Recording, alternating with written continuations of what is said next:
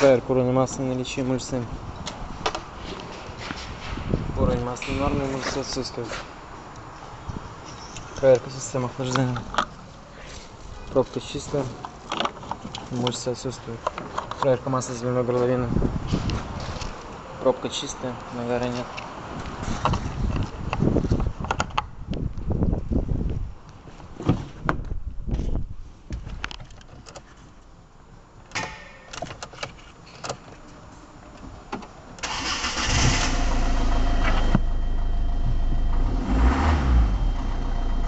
Ошибки есть, давление масла в норме.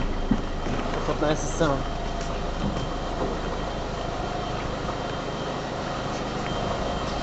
Длинность двигателя в норме.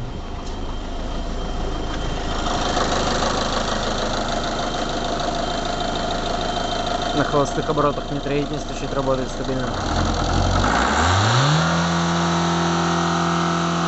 повышенных оборотах не троить, не стучит, работает стабильно. Подведение итогов. По всем показателям мотор